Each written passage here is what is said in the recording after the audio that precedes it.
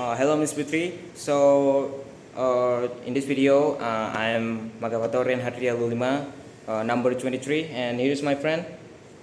I'm Naufal Ahnaf Muaffa, number 26. So, in this video, on this occasion, we'll be recording for our podcast the topic about the international pressure versus national sovereignty on Indonesia. So, let's get started and enjoy your video.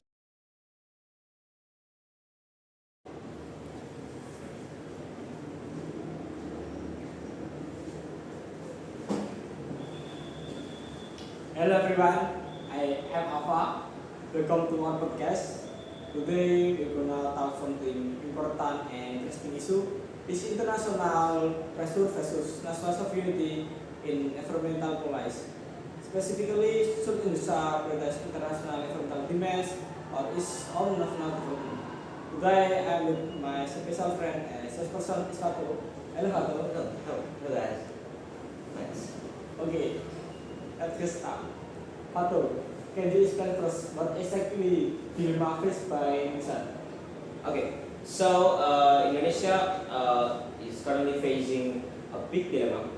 Now, where does the dilemma comes from? Now, the dilemma comes from two sides. One is from the international pressure, and one is from our country, which is Indonesia. Now, the first one is the international pressure. So, basically, the global agreement, like the Paris Agreement from the 2015, basically it pushed every country, including Indonesia, to basically doing everything more eco-friendly. Now, that includes protect forests, reduce the carbon emissions, and adopt a more environmentally friendly policies. Now, there is just one problem. That is a new thing. That is quite a new good in this world, and that requires a lot of research and a lot of budget. Meanwhile, Indonesia, as a third world country or a developing country, still need to develop its economy. We can use the natural, because we can use it from the natural resource. We maximize the natural resource and utilizing it. But the problem is that our current technology isn't really ready for achieving the eco-friendly program. That sounds like top situation. So basically, Indonesia is expected to go green, but in the same time, Indonesia need to grow economically. Yes, that's right. And the problem becomes even more complicated because, like I mentioned before, we need a lot of bigger fund or budget in order to achieve that. If Indonesia follows the global standards too quickly, it would definitely drain and inhibit or slow down our economic growth, since the majority of our reserve will be allocated too much on the eco-friendly program. Meanwhile, if Indonesia ignores the problem completely or totally, that would definitely influence the sustainability from the natural resources processing or utilizing. That includes our economy, and the most important part is our environment, because it affects even directly. I see. So there are real trade-off between development and sustainability. We have real evidence or data that show this pressure? Okay, so what I have collected is at least two data. One is from the Reuters. This report from 2026 shows that global investors, which is very crucial for us, Indonesia, because they give a big portion of investment to the most of our Indonesian companies that helps Indonesia a lot in the natural resources industry. the global investor basically push us or insist us that Indonesia must reduce the deforestation and enforce a more strict environment policies to the natural resource production procedure. This include like a nickel mining. That shows a strong indication the international pressure on Indonesia. Now, another source is from the Guardian News. Now, the Guardian News shows that Indonesia still heavily relies on the coal fuel industry in order to empower Indonesia's electricity, and this is quite become another problem because it makes us even harder to transition from cleaner energy from the fossil fuel energy into cleaner energy. That is interesting.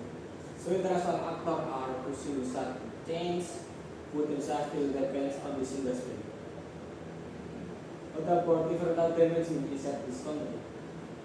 Okay, so there are obviously several influence on the Indonesia environmental, like the forestry on Indonesia caused by the palm oil industry, but also mentioned for the nickel mining. So Raja Ampat, which is one of the most biodiverse marine system in the world, you know, right? Yes, I know it's already beautiful. Yes. It's like heaven in this earth.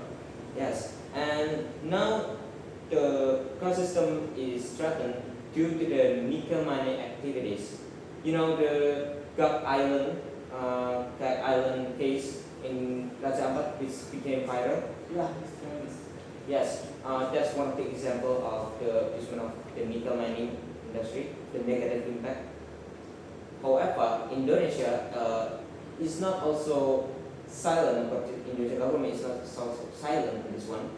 So, Indonesia government has fined dozens of palm oil and mining companies up to 2.3 billion US dollar for those who violate the environment policies.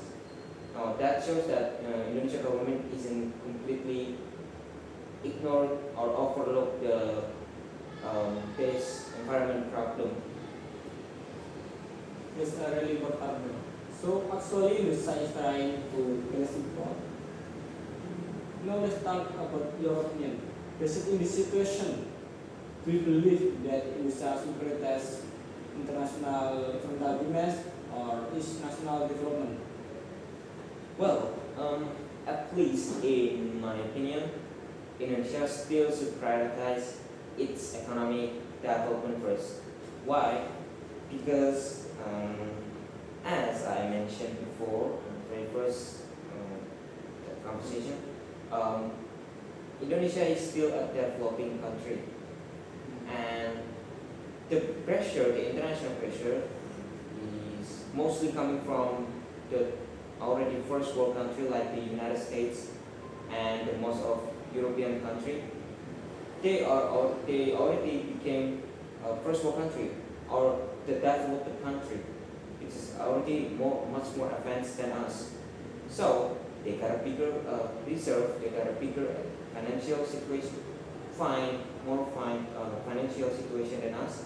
So they can allocate a bigger fund to the something like eco-friendly program more efficiently, bigger than us Indonesia. Now, what Indonesia can do is by using our current economy growth and our reserve to develop our biggest potential, which is the natural resources. We still should maximize the palm oil industry, nickel, and the coal mining industry. But it's not that it's damaging environmental even more. And yes, indeed, and that is the reason. Yes, keep this in mind that that's why Indonesia should not overly exploit our natural resource without thinking, without consider the environment. Now, what the Indonesia's government can do is, while they um, utilizing their natural resource, they can use a much more. They can develop gradually by using a much cleaner technology. That's one of the examples. Indonesia government already developed technology called gasification on the coal fuel. So it basically convert the solid fuel, the solid coal, solid stone into a gas product, a gas fuel like the hydrogen or the other natural gas. Now the gas fuel produce a much more cleaner residue byproduct than the solid coal when it burns. That shows that by using the cleaner technology process, we can develop our economy and our industry while follow the international demands. But since this is, I know this is a very controversial opinion, since both sides, the cons and the pros, have a very good arguments to be compared against. So yeah, I really wonder, a lot of people, including you, what is your stand? What do you say simply on this?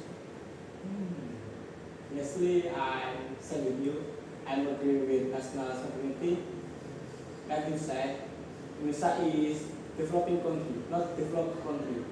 We need to grow economically for improve people life. Industry like nickel, coal, oil are very important for development and job creation. When these industries stop, many people become unemployment and become a chaos. However, I think we cannot ignore the environmental damage. So, in my opinion, Indonesia should prioritize its national interest, but still balance with environmental protection and sustainability laws. Exactly, and that's your argument. That supports why Indonesia should not blindly follow the international pressure, but should not completely ignore the environment, the effect on the environment, because that would affect the sustainability from the natural resource industry, including in the for our economy and for the environment. And the key solution for that problem of that paradox is by doing a gradually, not a sudden change. Okay, remember the gradually, not a sudden change for the technology and policies for the natural resource process. By that way, we can develop our economy until to our target like 2045, the whole Indonesia must, but we can also follow the international demands to do basically everything more eco-friendly. This love make of sense. So to conclude, Indonesia is facing dilemma between international environmental demands or its own national development needs. Based in our discussion, we believe that Indonesia should prioritize its own development, would still commit in sustainability by improving technology and enforcing environmental protection laws. Okay, that's absolutely correct, because at the end of the day, prioritizing the sustainability is very crucial, because by doing that, with our natural resource can still be beneficial to our country economy development or our financial, but also still keep our environment still pristine. Yeah. Alright, then for today, thank you for listening. We hope this discussion make you understand jurusan frontal dilemma better. See you next time. Yo, bye-bye.